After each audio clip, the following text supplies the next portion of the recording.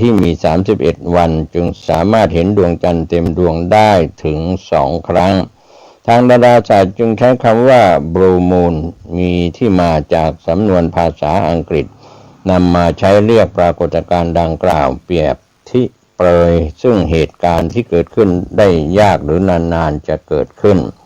สำหรับปรากฏการณ์ดวงจันทร์เต็มดวงใกล้ไกลโลกที่สุดในรอบปีและเป็นดวงจันทร์เต็มดวงครั้งที่2ของเดือนครั้งถัดไปก็คือปรากฏการณ์ซูเปอร์บลูมูนจะเกิดขึ้นในวันที่30มีนาคม2572ขอบคุณข้อมูลแวดวงวิทยาศาสตร์เทคโนโลยีรู้ทันโลกไอทีและโซเชียลในรูปแบบของการรายงานข่าวขอบคุณไทย PBS ออนไลน์ที่ได้รายงานข่าวนี้ไปทางด้านข่าวจากกรุงเทพธุรกิจออนไลน์รายงานข่าว31พฤษภาคม2569หัวข้อข่าวผู้นำที่ดีไม่ใช่เอาแต่สั่งอดีต CEO ระดับโลกแชร์แนวคิดบริหารทีมก็เป็นเรื่องราวที่เกิดขึ้นเป็นการรายงานข้อมูลในเชิงการบริหารงานแกรี่ลิชอดีต CEO แชร์ประสบการณ์ว่าหน้าที่ของผู้นำที่ดีไม่ใช่การสั่งและควบคุมทีมแต่คือการสร้างภาพในการสร้างภาพเพื่อให้เห็นสภาพแวดล้อมในทีมเติบโตผู้นำควรสร้างบรรยากาศที่ปลอดภัยทำให้พนักงานรู้สึกมีคุณค่ากล้าตัดสินใจและกล้าลองผิดลองถูกเพื่อให้องค์กรก้าวหน้าผู้นำที่แย่ที่สุดก็คือคนที่มีอีโก้สูงคิดว่าตัวเองเก่งที่สุดและบริหารงานแบบควบคุมทุกขั้นตอนซึ่งเป็นกับดักที่ผู้บริหารหลายคนยังติดอยู่ความสำเร็จขององค์กรไม่ได้ขึ้นอยู่กับกลยุทธ์เพียงอย่างเดียวแต่ขึ้นอยู่กับความตั้งใจของทีมที่จะทำให้การเติบโตหรือต้องการเติบโตไปพร้อมกับผู้นำก็เป็นเรื่องราวที่กล่าวไว้ในส่วนของแกรี่ลิชอดีต CEO กล่าวตอนหนึ่งว่าหน้าที่ของผมไม่ใช่การสั่งและควบคุมคนให้ทำทุกอย่างตามสั่งนี่คือแนวคิดการบริหารคนของผู้นำที่ดีในแบบฉบับแกรี่ลิชอดีต CEO รุ่นเก่าที่ใช้เวลาบริหารบริษัท WD-40 ผลิตภัณฑ์น้ำมันอเนกประสงค์ที่ใช้หล่อลื่นไม่ไล่ความเป็นอดีตผู้บริหารบริษัทผลิตภัณฑ์น้ำมันอเนกประสงค์ที่ใช้หล่อลื่นไล่ความชื้นและป้องกันสนิมมายาวนานถึง25ปีได้กล่าวเพิ่มเติมว่าแต่เชื่อหรือไม่ในช่วงแรกๆของการเป็นผู้บริหารแกรี่ลิชพบจุดพลิกผันจนทำให้เขาเปลี่ยนวิธีคิดเรื่องความเป็นผู้นำของเขาไปอย่างสิ้นเชิงซึ่งเหตุการณ์นั้นเกิดขึ้นหลังจากที่เขาขึ้นเป็น CEO ไปแล้ว2 ปีแต่นั่นก็ยังไม่สายเกินไปที่เขาจะปรับปรุงวิธีบริหารงานใหม่หลักสูตรภาวะผู้นำจุดเปลี่ยนแนวคิดบริหารคนไม่ใช่โลกต้องหมุนรอบตัวคุณย้อนกลับไปในปี 1999 ฤทธิ์ตัดสินใจกลับไปเรียนปริญญาโทด้านภาวะผู้นำสำหรับผู้บริหารที่มหาวิทยาลัยซานดิเอโกสหรัฐอเมริกาตอนนั้นเขาเพิ่งย้ายจากออสเตรเลียมาอยู่ที่สหรัฐและกำลังพยายามขยายธุรกิจ WD-40 ไปทั่วโลกก็เป็นส่วนที่เขายอมรับว่าในช่วงแรกของการเป็นผู้นำเขาเชื่อมาตลอดว่า CEO ที่ดีต้องสั่งการเก่งควบคุมทุกอย่างให้อยู่หมัดและมีคำตอบให้ทุกเรื่องแต่หลังจากกลับไปเรียนด้านภาวะผู้นำเพิ่มเติมเขากลับค้นพบว่าความคิดแบบนั้นอาจไม่ใช่คำตอบของการเป็นผู้นำที่ดีเลยเขากล่าวตอนหนึ่งว่าผมเคยเป็นผู้นำประเภทพูดให้สั้นพูดให้จบแล้วก็ไปสั่งงานอื่นๆต่อตอนนั้นผมเชื่อจริงๆว่าหน้าที่ของผู้นำคือการสั่ง และควบคุมคนควบคุมทุกอย่างลิดเล่าในพอดแคสต์ของไซมอนซิเนกเขาย้ำชัดว่าต่อมาผมได้เรียนรู้ว่าหน้าที่ของผมไม่ใช่การคอยสั่งและควบคุมก็เป็นส่วนที่ผู้นำที่ดีต้องรู้ทุกอย่างไม่ได้ขับเคลื่อนด้วยตัวเองเพียงคนเดียวแทนที่จะบริหารองค์กรด้วยวิธีแบบหัวหน้าสั่งลูกน้องทำลิศก็เริ่มเปลี่ยนตัวเองให้เป็นผู้นำที่เข้าถึงพนักงานระดับปฏิบัติการมากขึ้นเขาเล่าว่าหนึ่งในคนสำคัญที่เปลี่ยนวิธีคิดของเขาก็คือเคนแบนชาร์ดอาจารย์ด้านภาวะผู้นำชื่อดังจากเดิมที่คิดว่าหน้าที่ของ CEO คือการควบคุมทุกอย่างลิศเริ่มมองว่าหน้าที่ของผู้นำที่แท้จริงคือการสร้างสภาพแวดล้อมที่ทำให้คนในทีมรู้สึกปลอดภัยกล้าตัดสินใจและกล้าลองผิดลองถูกเป้าหมายของเราก็คือการสร้างความทรงจำที่ดีให้คนในองค์กรถ้าผมอยากขยายบริษัทไป176ประเทศทั่วโลกซึ่งเราทำได้จริงและการทำแบบนั้นผมไม่มีทางทำคนเดียวได้เขาเล่าถึงแนวคิดบริหารแบบใหม่ที่ได้ผลดีขึ้นเขามองว่าหากอยากให้องค์กรเติบโตจริงคนในทีมต้องรู้สึกว่าพวกเขามีคุณค่ามากพอที่จะกล้าคิดกล้าตัดสินใจและกล้ารับผิดชอบงานของตัวเองผู้นำที่แย่ที่สุดก็คือคนที่คิดว่าตัวเองเก่งที่สุดในที่ทำงานปัจจุบันลิศผันตัวมาเป็นโค้ชด้านภาวะผู้นำให้ CEO คนอื่นๆและเขาบอกว่ายังเห็นผู้บริหารจำนวนมากติดอยู่กับดักเดิมที่เขาเคยเป็นมาก่อนก็คือการเชื่อว่าการเป็นผู้นำต้องดูแข็งแรงต้องควบคุมทุกอย่างต้องมีอีโก้สูงและต้องเป็นคนที่มีคำตอบทุกอย่างเสมอแม้บางครั้งเป็นคำตอบที่ผิดอย่างเห็นได้ชัดก็ตามพวกเขาเห็นตัวอย่างว่ามี CEO บางคนที่ประสบความสำเร็จแต่เต็มไปด้วยอีโก้ขาดความเห็นอกเห็นใจชอบบริหารงานควบคุมงานทุกขั้นตอนแบบจับมือทำและคิดว่าตัวเองรู้ทุกอย่างแล้วพวกเขาก็คิดว่านั่นคือวิธีการเป็นผู้นำที่ดีลิศบอกว่าหนึ่งในสิ่งที่เขาพยายามเตือนตัวเองอยู่เสมอก็คือผู้นำที่ดีไม่ควรทำให้ทุกอย่างหมุนรอบตัวเองมีอยู่ช่วงหนึ่งเขาถึงขั้นเขียนคำว่าชมใครสักคนไว้บนมือเพื่อเตือนตัวเองว่าหน้าที่ของผู้นำไม่ใช่การทำให้ตัวเองดูสำคัญที่สุดแต่ต้องคอยชื่นชมผู้ใต้บังคับบัญชาที่ทำผลงานได้ดีเขายังเลือกไม่ใช้ที่จอดรถส่วนตัวและไม่เอาห้องทำงานใหญ่กว่าพนักงานหลายเท่าเพราะไม่อยากสร้างกำแพงระหว่างตัวเองกับทีม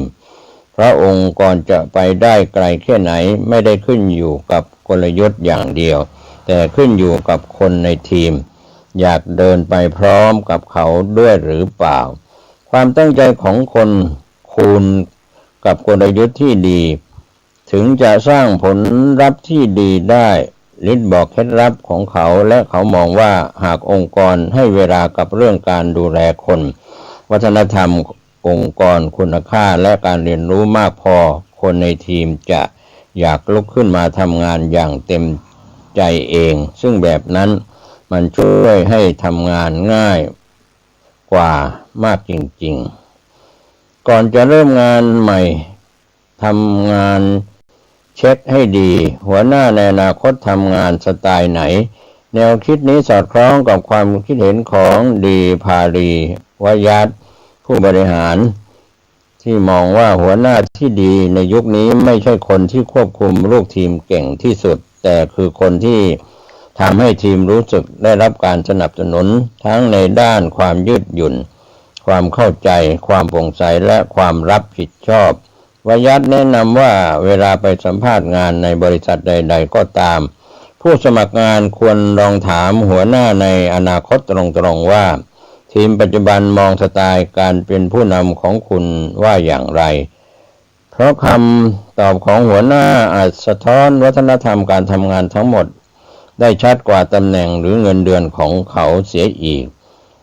ถ้าคำตอบคือผมให้ทีมมีอิสระในการลองทำสิ่งใหม่ๆและจะเข้าไปช่วยเมื่อจำเป็นนั่นอาจเป็นสัญญาณที่ดีหัวหน้าที่ตอบแบบนี้มักช่วยให้เราเติบโตได้มากกว่าหัวหน้าที่มองว่าหน้าที่ของทีมก็คือการทำตามคำสั่งเพียงอย่างเดียวสุดท้ายแล้วผู้นำที่ทำให้องค์กรเติบโตได้จริงอาจไม่ใช่ผู้นำที่เก่งที่สุดในการควบคุมคนแต่คือคนที่ทำให้ลูกน้องทีมงานพนักงานรอบตัวอยากเติบโตไปด้วยกันมากกว่าก็ขอบคุณกรุงเทพธุรกิจออนไลน์ที่ได้รายงานข้อมูลในหัวข้อผู้นำที่ดีไม่ใช่เอาแต่สั่งอดีต CEO ระดับโลกแชร์แนวคิดบริหารทีมขอบคุณกรุงเทพธุรกิจออนไลน์วันนี้ข่าวชาวบ้านหมดเวลาลงผมเกษตรเพชรสำเร็จบรรณาธิการข่าวก้าวหน้านิวก็ขอบคุณพี่น้องสื่อสารมวลชนทุกแขนงสาขาทั้งสื่อไทยสื่อเทศข่าวภายในประเทศข่าวจากต่างประเทศท่านใช้วิจารณญาณในการรับข้อมูลข่าวสารข่าวชาวบ้านในช่วงที่ผ่านมาอากาศร้อนอบอ้าวก็เว้นวรรคไปในช่วงดูแลสุขภาพตัวท่านเองและคนในครอบครัวหรือในหน่วยงานก็ห่วงใยในสุขภาพร่างกายอากาศที่ร้อนเกินไปช่วงนี้ฝนตกชุกหนาแน่นอากาศเปลี่ยนแปลงค่า PM 2.5 ก็คลี่คลายลงไปขอบคุณกับผู้ติดตามข่าวชาวบ้านหลายท่านที่เป็นพี่น้องสื่อสารมวลชนด้วยกันและท่านที่ติดตามรับชมรับฟังผ่านเว็บไซต์ www.9hnanews.com ทั้ง Facebook YouTube Facebook ต่างๆด้วยความขอบคุณติดตามข่าวชาวบ้านในคราวครั้งต่อไปสำหรับวันนี้โชคดีกับการเรียนรู้ติดตามข้อมูลข่าวสารอย่างรอบด้านชาญฉลาดสวัสดีครับท่านผู้ฟังที่เคารพทางสายเอกดำเนินรายการโดยพระประชานาถมุนีเจ้าอาวาสวัดดอนจันทร์เจ้าคณะอำเภอกัลยาณิวัฒนาจังหวัดเชียงใหม่ท่านมีธรรมะเมตตากล่าวธรรมะดังนี้อันนะยากจนเมื่อเรารู้สึกตัวนี่สติสัมปชัญญะทำให้เรารู้สึกตัวเมื่อเรารู้สึกตัวเมื่อเรารู้สึกตัวแล้วเราก็จะแก้ไขชีวิตเราได้ปรับปรุงเปลี่ยนแปลงชีวิตเราได้ดังคำว่าเรามีฐานะยากจนเรามีสติสัมปชัญญะรู้สึกตัวเราจะต้องมีสติมีสัจจะมีวิริยะมีขันติจะแก้ไขความยากจนให้หมดสิ้นไปจากชีวิตเราครอบครัวของเราเพราะฉะนั้นบุคคลที่มีสติสัมปชัญญะประกอบไปด้วยสติสัจจะวิริยะขันติจะทำให้บุคคลเหล่านี้ความยากจนหมดสิ้นไปจากชีวิตครอบครัวก็จะเปลี่ยนแปลงจากมีกินมีใช้เหลือกินเหลือใช้เหลือแบ่งปันเหลืออมนี่แหละคือธรรมะของพระพุทธเจ้านั้นแค่ให้เรารู้สึกตัวได้เป็นประโยชน์เกิดประโยชน์มหาศาลแต่ทุกวันนี้เราไม่รู้สึกตัวนะเราเป็นผู้ที่ไม่รู้สึกตัวก็คือเพิ่มค่าใช้จ่ายให้กับตัวเองแต่เราไม่รู้สึกตัวนี่เราเพิ่มค่าใช้จ่ายในการดำเนิน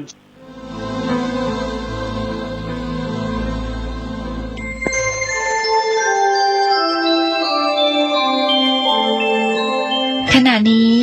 ท่านกำลังฟังสถานีวิทยุกระจายเสียง FM 104.5 เมกะเฮิรตซ์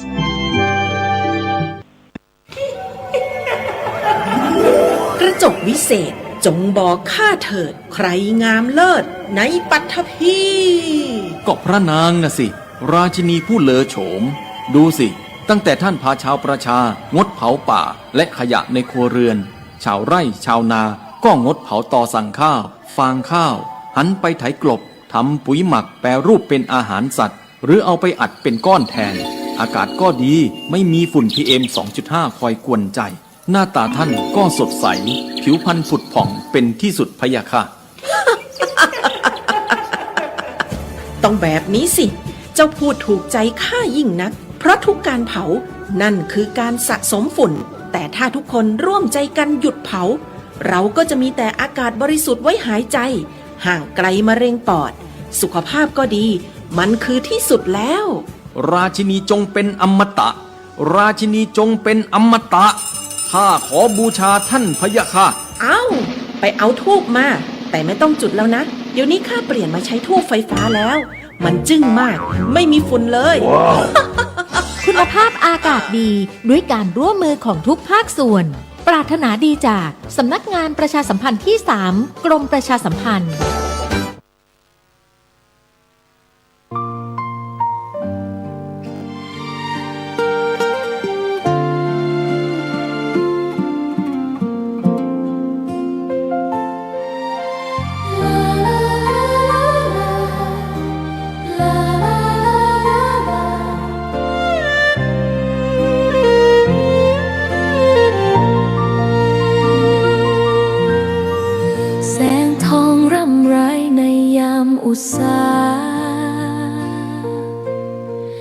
ยังเห็นพระเมตตาอยู่ทุกแห่งหนน้ำพระทัยฉโลมใจคนทั่วพื้นแผ่นดินยังอบอุ่นรอยยิ้มพระพักตร์ยังส่องแสงในดวงใจไทยไม่ลืมเสียงสายลมแผ่วเบาเหมือนเอ่ยคำปลอบว่าพระองค์ยังอยู่ใกล้ขอกราบแทบบาทด้วยรักนิรันดร์น้ำตาหลั่งพลันจากใจคนไทยแม้เสด็จสู่ฟ้าไกลแต่พระหฤทัยอยู่ในแผ่นดินนี้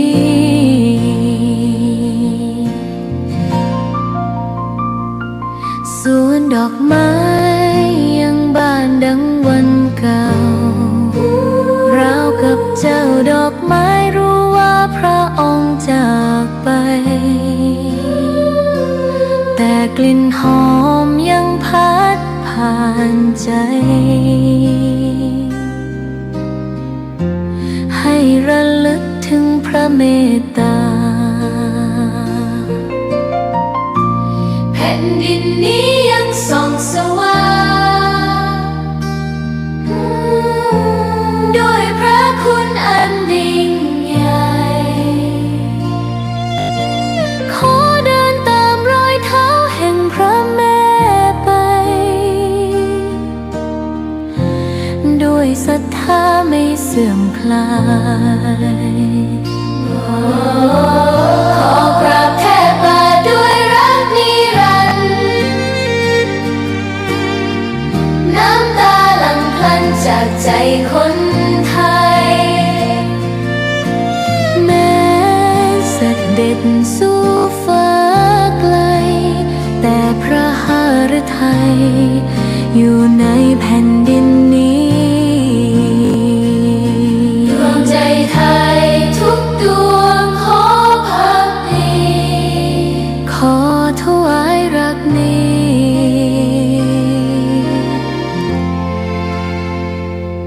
นิรันดร์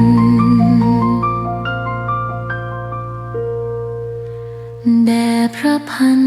ปีหลวง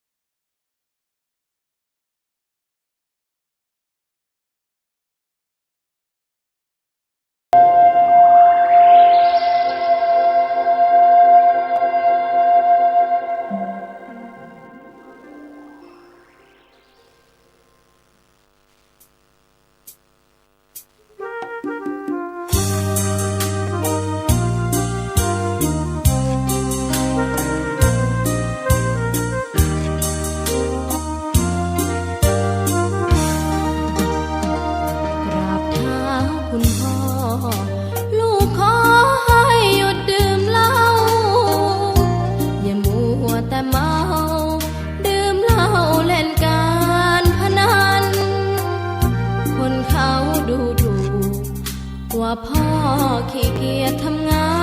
นชาวบ้านรังเกียจเดียดฉันต่างประจานคุณพ่อสิ้นดีสงสารคุณแม่ลำบากแท้หาเงินมาให้ได้มาเท่าใดพ่อใช้จนหมดไม่มีขัดสนจนยากลำบากคนแค้นเต็มทีอนาคตของลูกริบหรี่ความหวังที่มีมืดมนพ่อดื่มสุราเหมือนกินน้ำตาของแม่พ่อจ๋าฐานะเราแย่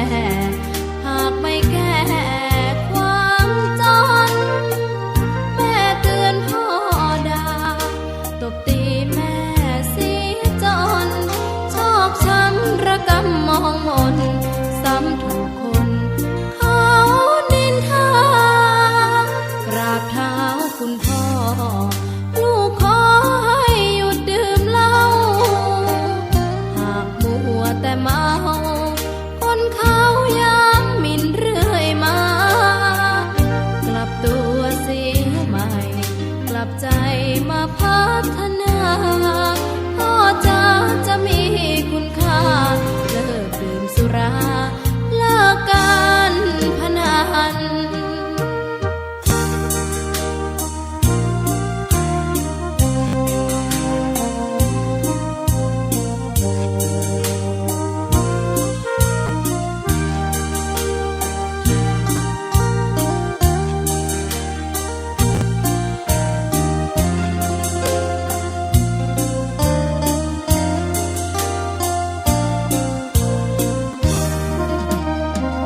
พ่อดื่มสุราเหมือนกินน้ำตาของแม่พ่อจ๋าฐานะเราแย่หากไม่แก้ความจนแม่เตือนพ่อด่าตบตีแม่เสียจนชอกช้ำระกำมองมนซ้ำถูกคนเขานินทากราบเท้าคุณพ่อลูกขอให้หยุดดื่มเหล้าหากมัวแต่เมา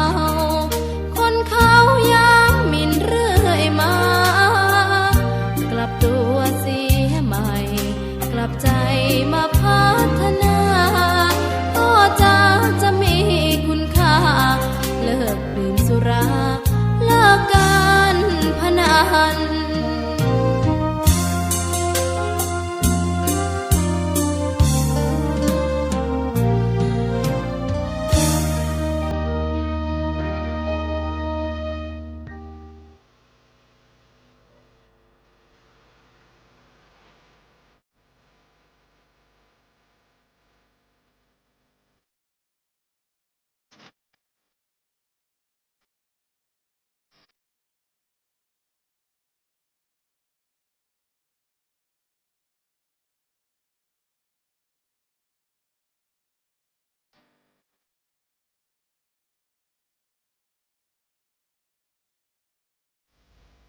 งานเผยแผ่เป็นหัวใจสำคัญของพระพุทธศาสนา พระพุทธเจ้าอุบัติขึ้นมาบนเป้าหมายแห่งการเผยแผ่ความดีนำความดีไปแทรกไว้ในจุดที่มีความดีไม่มากค่อยๆเจือจางจนกระทั่งความไม่ดีนั้นหายไปเหลือแต่ความดีหรือมีดีมากกว่าไม่ดี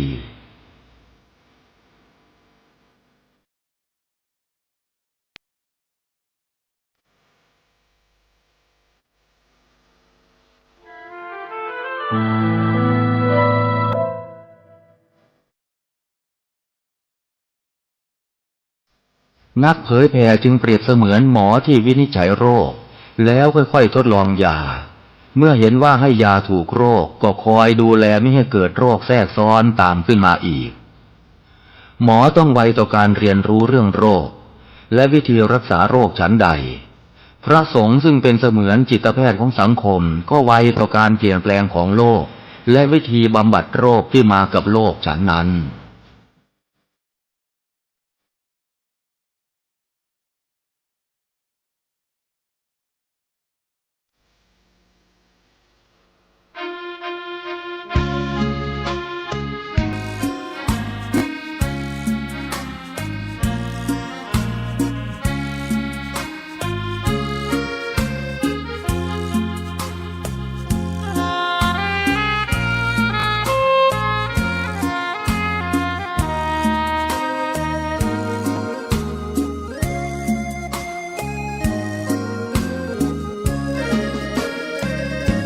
ลิ้วเพลงธรรมถูกถ้อยคำเข้าถึงจิตใจฟังรายการวิทยุเสียงใสส่งถึงใจไปสู่ปลายนาสารธรรมน้อมนำมองพระศาสดาบอกผู้คนทั่วลาหันมาเข้าวัดฟังธรรมคลื่นเสียงนี้เป็นคลื่นธรรมะจากใจส่งถึงบ้านไกลบ้านไกลฟังได้สุขใจล้ำยามดึกดื่นค่ำคืนมีงานต้องทำเป็นคลื่นสารธรรมเน้นย้ำธรรมะเพื่อนใจเสียงคลื่นธรรมบอกหลักธรรมให้คลายความเหงาฟังเสียงธรรมะเบาเบาบอกเล่าถึงคนบ้านไกลสื่อธรรมะบอกลดละระหว่างด้วยใจสื่อไปถึงสวงในเข้าใจหลักธรรมหลักดีลิ้วเพลงธรรมถูกสัมพันธ์จิตใจร่าเริงฟังสาระธรรมะบันเทิงรื่นเริงในชีวิตยามวันว่างเดินทางไปเยี่ยมสถานีนัดพบกันน้องพี่วันนี้วันดีวันเสาร์สวดมนต์